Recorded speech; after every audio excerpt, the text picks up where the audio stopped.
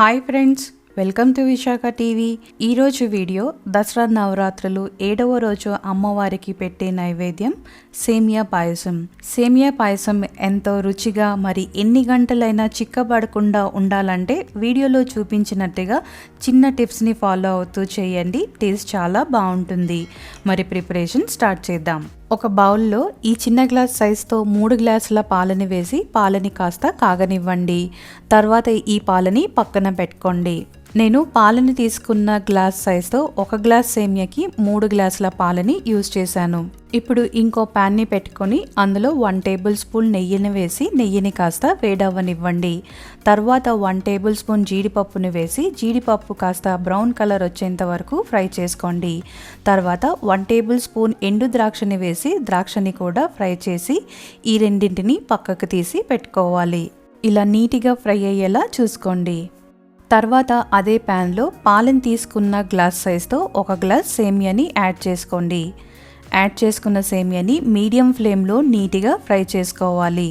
సేమియా ఇలా brown colour వచ్చేంత వరకు ఫ్రై చేసుకొని ఈ సేమియాని పక్కన పెట్టుకోవాలి. నెక్స్ట్ సేమియాని తీసుకున్న గ్లాస్ సైజుతో 2 గ్లాసుల వాటర్ని యాడ్ చేసి వాటర్ కాస్త పొంగు రానివ్వండి. ఇలా ఒక పొంగు వచ్చిన తర్వాత ముందుగా ఫ్రై చేసి పెట్టుకున్న సేమియాని యాడ్ చేసి సేమియా నీట్గా మెత్తగా అయ్యేంత వరకు మీడియం ఫ్లేమ్లోనే కుక్ చేయండి. ఈ సేమియా ఉడకడానికి ఎక్కువ టైం పట్టదు.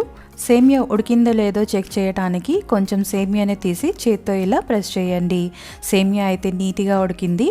ఇప్పుడు మనం ముందుగా కాగి పెట్టుకున్న 2 గ్లాసుల పాలని యాడ్ చేసుకోవాలి.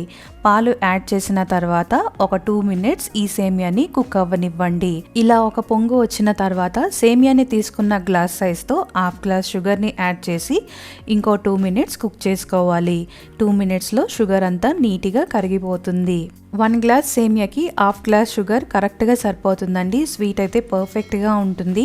2 మినిట్స్ తర్వాత చూస్తే పాయసం కన్సిస్టెన్సీ కాస్త చిక్కబడి ఉంటుంది. ఇప్పుడు ఇందులో 1/2 టీ స్పూన్ యాలకుల పొడి, ముందుగా మనం ఫ్రై చేసి పెట్టుకున్న జీడిపప్పు, ఎండు ద్రాక్షని కూడా యాడ్ చేసుకోవాలి.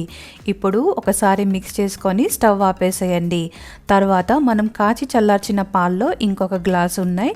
అవి ఇప్పుడు వేసుకొని మూతని పెట్టి ఈ పాయసాన్ని ఒక 10 మినిట్స్ అలా కదపకుండా రెస్ట్ ఇవ్వండి. 10 మినిట్స్ తర్వాత చూస్తే పాయసం చూడండి కన్సిస్టెన్సీ ఎంత బాగుందో. మరి పల్చగా కాకుండా మరి చిక్కగా కాకుండా ఈ కన్సిస్టెన్సీ పర్ఫెక్ట్గా ఉంటుంది. అంతేకాదండి, ఈ రకంగా మనం పాయసం చేసుకుంటే ఎన్ని గంటలు అయినా కూడాను పాయసం చిక్కబడదు. మరి మీరు ఈ పాయసాన్ని చేసి అమ్మవారికి నైవేద్యంగా పెట్టండి. అలానే ఈ రెసిపీ మీకు ఎలా కుదిరిందో మీ ఫీడ్బ్యాక్ని మాకు కమెంట్స్లో తెలియచేయండి. మరెన్నో టేస్టీ రెసిపీస్ కోసం మా ఛానల్ని తప్పక సబ్స్క్రైబ్ చేసుకోండి.